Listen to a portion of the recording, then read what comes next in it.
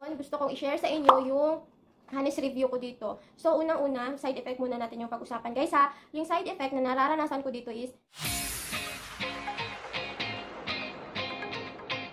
Guys, welcome back to our channel. So, today's video, pag-uusapan natin ang Diane 35. Gusto kong i-share sa inyo yung mga personal experience ko sa pagtitake ko ng Diane 35. So, yun na nga guys, simulan na natin. So, ano ba ang Diane 35? So, ang Diane 35 is isa siyang oral contraceptives at sa packaging niya guys. So, tiningnan ko na yan siya kanina. Binuksan ko na kasi yan siya kasi nga. Pero hindi ko pa siya nakunan, hindi ko pa siya nainuman ito guys. So, ito yung packaging niya. Yan. Diane 35, tapos dito Arabic sa likod. Tapos, ito yung tablet. Ganyan siya kaliliit, guys. Yan. Tapos, may nakalagay Monday, Tuesday, ganun. Nasusunod yun talaga. So, na nga, guys, ang Diane 35, ang laman niya na tablet is 21 tablet lang siya, guys. So, mag-start ka ng inom nito sa first day ng means mo.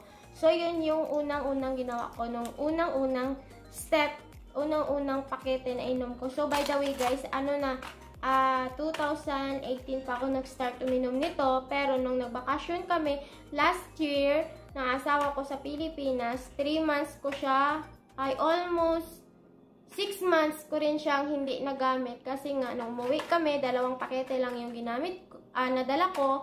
Tapos nung nagstay na kami doon, gumamit ako ng isa. Tapos nung umuwi kami dito, bumili ako doon ng Trust pills. So, bago ko lang ulit siya na mga ilang buwan ko na ba ito nagamit ulit. Mga nasa 4 months ko na ata ito nagagamit ulit. So, ngayon, gusto kong i-share sa inyo yung honest review ko dito. So, unang-una, side effect muna natin yung pag-usapan. Guys ha, yung side effect na nararanasan ko dito is, unang-una, mainitin yung ulo ko guys. Sobrang mainitin yung ulo ko. Hindi naman sa lahat ng buwan. Mainitin lang yung ulo ko kapag parang magmimins ka na talaga. After 2 days, yun start na sobrang init ng ulo ko. Sobrang ang bilis ko magalit. Sobrang bunutin ko. So, yun. Tapos, pangalang side effects na nararanasan ko, sobrang sakit ng ulo ko, guys. Sobrang halos lumalabas na yung mata ko sa sakit. Sobrang sakit talaga. Ewan ko lang sa iba, pero yun yung nararanasan ko talaga sa kanya. Kasi nga, nung nag-trust pills ako, hindi naman ganito yung nararanasan ko na sakit. Ganito kasakit yung ulo. So, kapag ito lang talaga ginagamit ko, sobrang sakit talaga ng ulo ko, guys.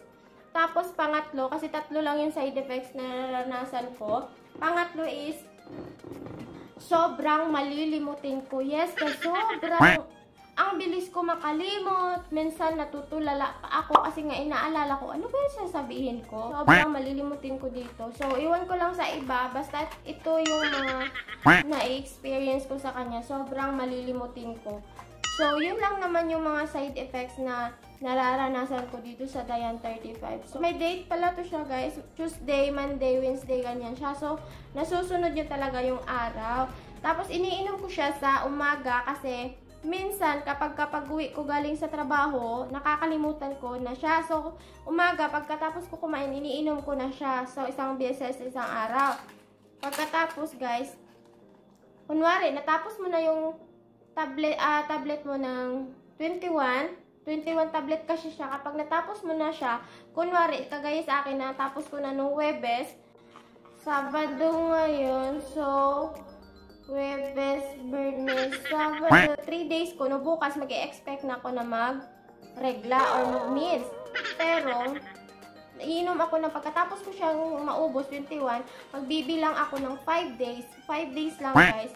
Iinom na naman ako ulit nito. So, mag-start na naman ako. Hindi ko na siya hinihintay na mag-meals bago ko siya inumin. Kasi nga, natatakot ako. Alam niyo na, baka magkamali or mabuntis na kapag hindi mo siya ininom. Kasi kahit naman hindi pa ako nagregla or naregla na ako, after 5 days, pagkatapos ko siya maubos, after 5 days, kailangan ko na talagang uminom. Yun yung way ng pag-inom ko nito. So, yun na nga guys. Ano ba yung mga benefits na nakukuha ko dito? Actually guys, benefits, hindi ko naman kasi ito iniinom para, yung iba kasi sinasabi nila, umiinom sila kasi pampaganda ng kutis, pampaganda ng katawan ba yun? Pero para sa akin kasi hindi ko siya ginamit para doon. So, hindi ko alam kung ano ba yung mga benefits na nakukuha ko. Basta alam ko talaga na benefits na kukuha ko. Hindi ako nabubuntis. At saka isa pa pala, meron ako napansin, yung tigyawat ko, yung mga tigyawat ko, hindi naman talaga ako nagkakatigyawat yung sobrang yung mga acne-acne na yan. Meron ako every month dati kapag magmi-mins na ako, meron ako noon, pero hindi naman talaga malala. Pero ngayon na umiinom ako nito, napansin ko, mas nababawasan siya. So, yun lang siya guys na ano ko. Sa skin naman, nakakaano daw, hindi ko rin siya na-feel kasi nga, hindi ko rin, wala.